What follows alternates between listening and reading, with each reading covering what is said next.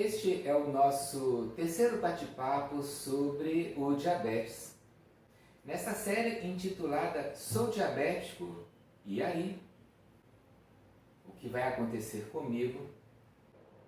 Ou também uma série que pode ser chamada de Sou Diabético, e daí? Qual é o problema?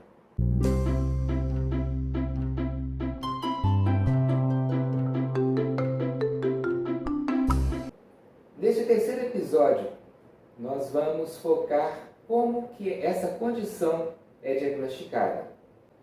Como os profissionais da medicina podem saber que você tem esse problema de saúde.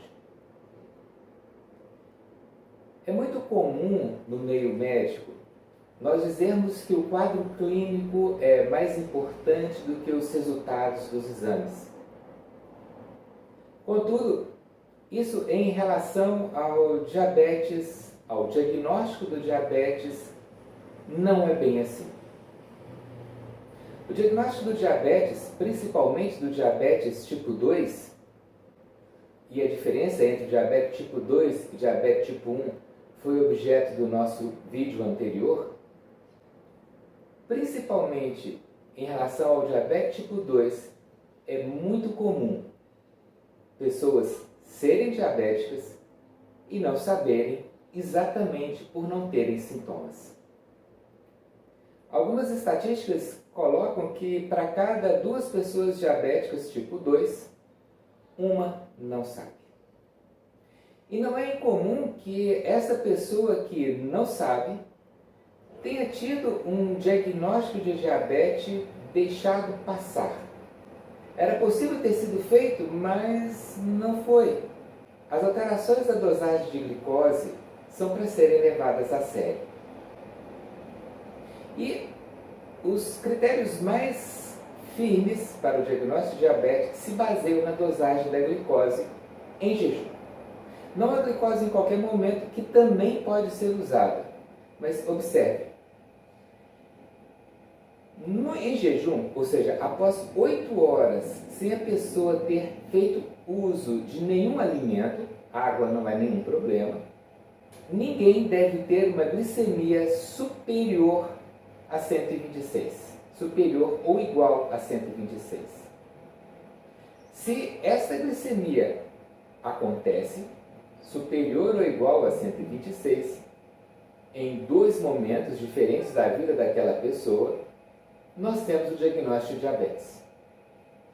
Este é um critério.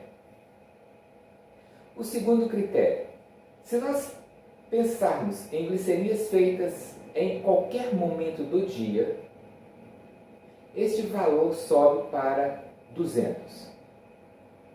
Ou seja, se em algum momento do dia, não estando em jejum, eu faço no laboratório, e não usando aqueles aparelhinhos para medir a glicose em casa, se eu faço no laboratório e tenho um resultado igual a 1 hora 200 mg por decilitro, eu também tenho que pensar que eu sou diabético, mesmo que eu não sinta nada, mesmo que eu não tenha nenhum parente diabético. Terceira forma de diagnóstico. Em alguns momentos, endocrinologistas ficam na dúvida se a pessoa é diabética ou não. Em jejum a glicose fica acima de 100, mas não atinge 126. E matematicamente falando, ou estatisticamente falando, nós sabemos que quanto mais acima de 100, maior a probabilidade do diabetes existir e menor a probabilidade da pessoa não ser diabética. Nessas circunstâncias, nós podemos lançar mão de um teste antigo, muito confiável, chamado teste de tolerância à glicose, antigamente conhecido como curva glicêmica. Antigamente, esse teste era feito com 3, 4 dosagens de glicose. Já há uns 20 anos, a proposta é que ele seja feito apenas com 2 dosagens. A glicose em jejum e 2 horas após a ingesta de uma substância chamada destrozol, um açúcar, em uma quantidade padronizada, 75 gramas, em uma quantidade padronizada de água.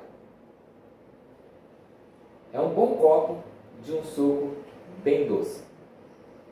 2 horas após, se a minha glicose na corrente sanguínea, a glicemia, está menor que 140 e em jejum menor que 126, eu não sou diabético.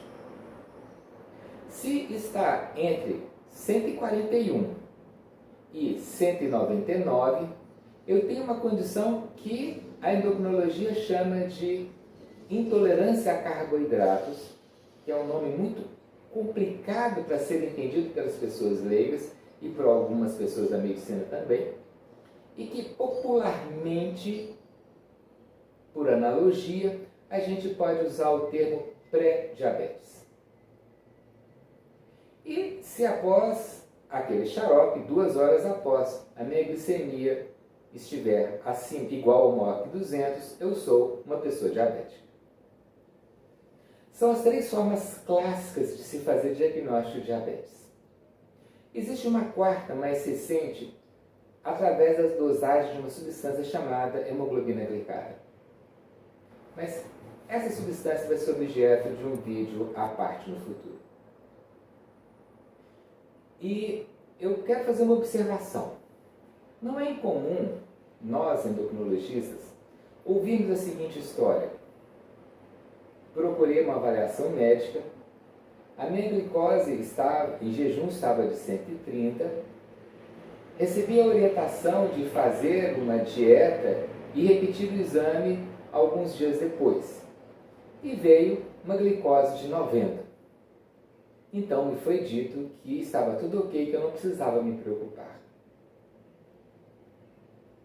Observe, pelas informações que eu passei para vocês, o que aconteceu neste momento foi que essa pessoa, infelizmente, foi orientada de forma equivocada e teve o seu diagnóstico de diabetes atrasado. Vai continuar vivendo como se diabética não fosse, sem tomar cuidados simples, básicos, nada de complicado, e sem monitorar possíveis complicações à sua saúde por conta disso. E talvez ela seja descoberta como uma pessoa diabética anos depois através de uma doença que poderia ter sido evitada. Um grande abraço.